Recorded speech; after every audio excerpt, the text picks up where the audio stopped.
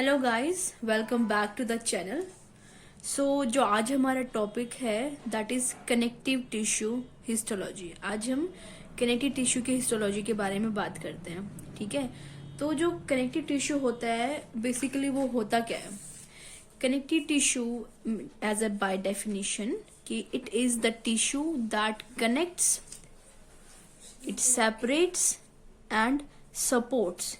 Three function है: connects, separates and supports all other type of tissues in the body। जैसे कि सभी tissue करते हैं, या फिर हम एक बेसिक पॉइंट मान के चलते हैं कि like all tissues it consist of cells surrounded by a compartment of fluid that is known as extracellular fluid. ठीक है, तो ये सेल होते हैं कनेक्टिव टिश्यू के, एक न्यूक्लियस होता है, एक होता है सेल, बहुत सारे सेल्स होते हैं, और उसके बाहर में ये एक लिक्विड में प्रेजेंट होता है, और इस लिक्विड को हम एक्स्ट्रा सेलुलर मैट्रिक्स बोलते हैं। सेल्स के बाहर जो मैट्रिक्स प्रेजेंट है लिक्विड फॉर्म में, तो उसको सेलुलर मैट्रिक्स बोलेंगे। बाहर प्रेजेंट है इसीलिए इसको एक्स्ट्रा बोलते हैं, और जो सेल के अंदर होते हैं that is known as intracellular matrix. ठीक है ना, तो this is the definition of connective tissue. तो अभी जैसे हम बोलते हैं कि कनेक्टिव जो टिश्यूज होते हैं वो हमारे 4 टाइप्स के होते हैं। तो बेसिक में एक एक करके थोड़ा थोड़ा सा बता दूंगी, बिल्कुल बेसिक, ताकि पता चले कि एग्जैक्ट है क्या। फिर उसके बाद हम कनेक्टिव टिश्यू से कंटिन्यू करते हैं। ठीक है, तो जैसे हम बोलते हैं कि एक सेल है, ठीक है, बहुत सारे सेल एग्रीगेट होते हैं, like lots of cells get aggregated and they form the tissue, the group of the cells. ठीक है, तो ये 4 तरीके के होते हैं। They are epithelial tissue, muscular tissue, nervous tissue and connective tissue. जो कनेक्टिव टिश्यू होता है इसका बेसिकली जो स्ट्रक्चरली और फंक्शनली जो इसका फंक्शन होता है वो होता है कनेक्शन और सपोर्टिंग का, इन तीनों को।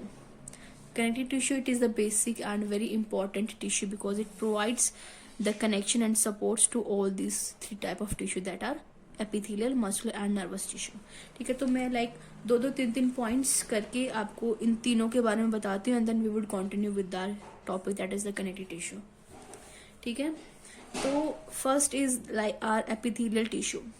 एपिथेलियल टिश्यू यूं जैसे बेसमेंट मेम्ब्रेन होती है, ठीक है ना, किसी भी चीज के अगर हम प्रोडक्शन करते हैं या फिर उसको कहीं पे रखना होता है तो बेस इज वेरी इंपॉर्टेंट, क्योंकि अगर बेस नहीं होगा तो वो चीज लाई कहाँ पे करेगी। तो ये हमारा बेसमेंट मेम्ब्रेन होता है, इसके ऊपर हमारे सेल्स अरेंज होते हैं साइड बाय साइड। इसके अंदर न्यूक्लियस होता है। This is talking about the epithelial tissue.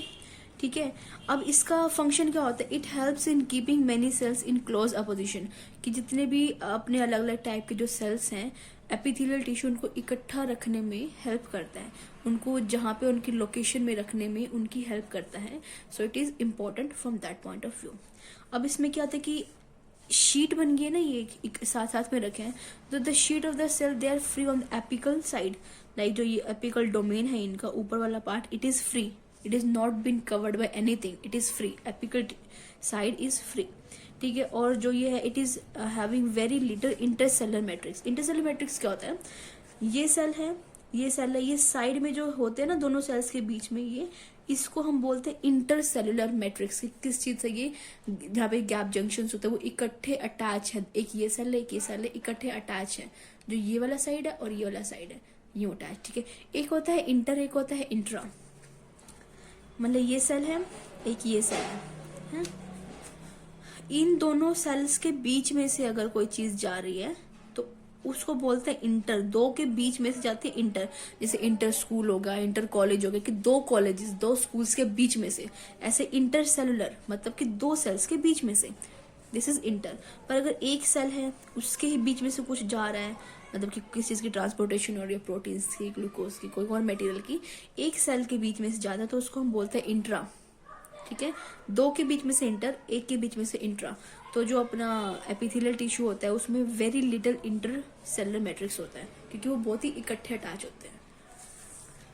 ठीक है, और इसका अलग फंक्शन है कि it covers external surface of our body. Skin के जो स्किन होता है हमारी बॉडी में सबसे बाहर, तो ये उसमें प्रेजेंट होता है। ठीक है, and it covers the internal lining of our body.